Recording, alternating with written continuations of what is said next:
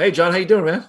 Great, thank you, mate. How are you? I'm great, dude. I'm excited to talk to you. I'm a big fan, and I got it. I'm disappointed you didn't bring Fuzz Aldrin to the interview. I'll start there, but Can I just tell you something about that quickly? I am so badly allergic to cats.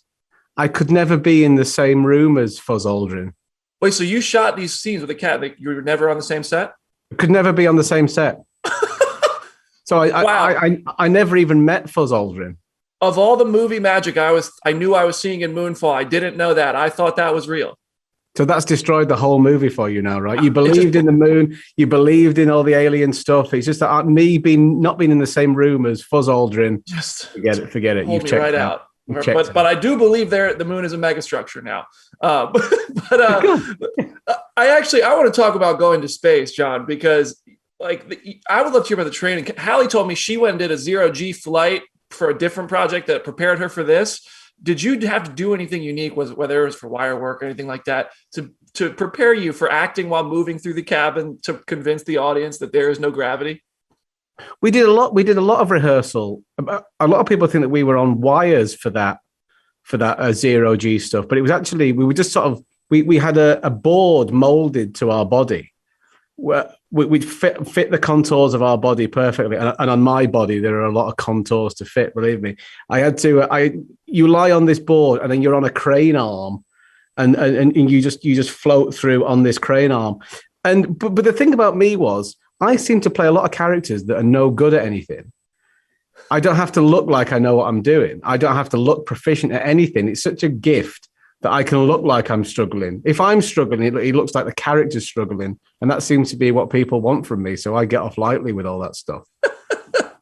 I love that, man. I feel like in acting, when you start an acting career, you have to believe in yourself and your abilities, and people around you can think that you're crazy. And then boom, all of a sudden you're on Game of Thrones and everybody believes in you now. Dr. Houseman, that's a guy who has conviction and beliefs. Your character has those. I believe you probably had to have that same energy about what you believed in.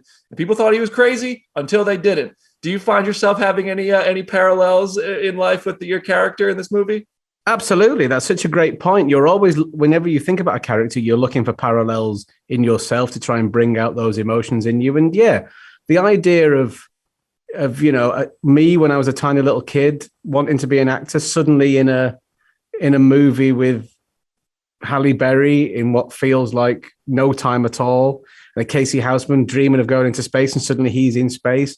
They're both such unlikely things that you don't ever realistically think is going to happen. Of course, you're going to use that. Sometimes you surprise yourself with what you're capable of, and I found that very easy to tap into that side of KC, definitely. Yeah, man, I'm happy for you, man. I'm happy to see you. And I'm happy for Casey. My last thing for you, I'd love to hear, do you and the Thrones cast keep in touch? Like, does Kit lie to you about being in a Marvel movie? Like he lied about Jon Snow being dead? Do you guys stay in touch and talk about any of that stuff anymore? We do. Yeah, we do. I went to the cinema to see what did I go to see? I think it was the Bond movie, and I saw the Eternals trailer, and it had Kit in it, and it had Richard in it as well.